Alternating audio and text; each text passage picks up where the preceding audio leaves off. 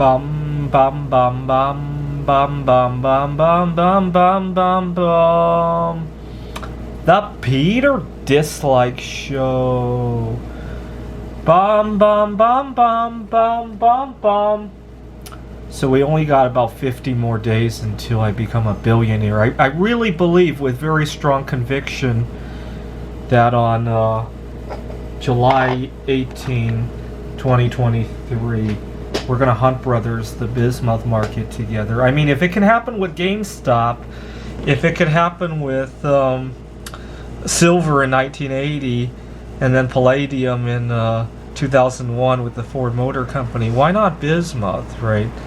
The weirdest things have been Hunt Brothered, and so I just ordered another 150 pounds of it.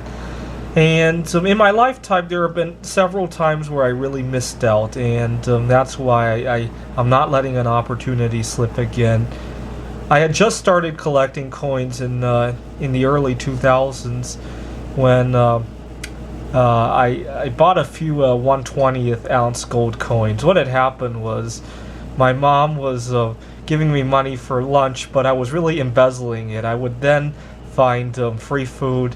I was going to college, and oftentimes there would be seminars and all that. I would get some free food there, or I would. I had a friend who worked at a grocery store. He would give me stuff that was about to expire, and then I would embezzle the money that my mom had given me for lunch and buy a 1/20th ounce gold coin with it.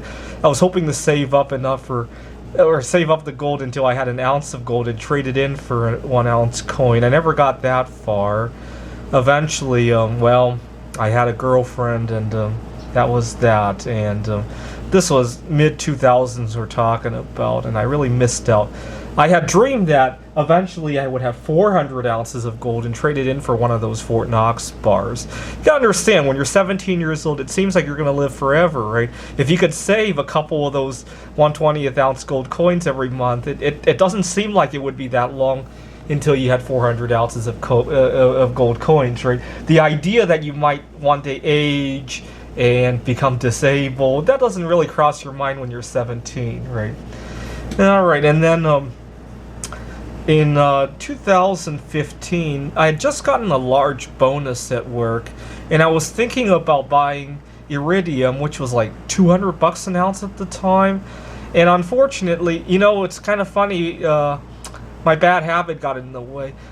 I was trying to log into this website that required like two-factor authentication or something, needed your cell phone. I left my cell phone in the office. I didn't want to bother with it, and so instead I ended up buying silver.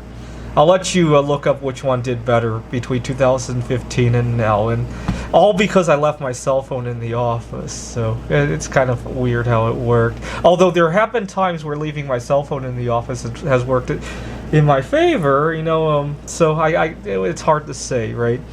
And then there were some missed opportunities. Obviously, I missed out on GameStop, even though I never heard of it until after it all went down, right? Oh, there was another time I almost bought some Bitcoin, and again, I was thrown off by how convoluted everything was. But then, Bitcoin was already $2,000-3,000 an ounce at that time. It wasn't that big of a miss out. But now I get another opportunity, and we only got 50 more days until I become a billionaire. What's really going to sadden me is that when Bismuth is $10,000 an ounce, I won't be able to play around with it and go to these art shows. I'll probably play around with some other material, of course, right?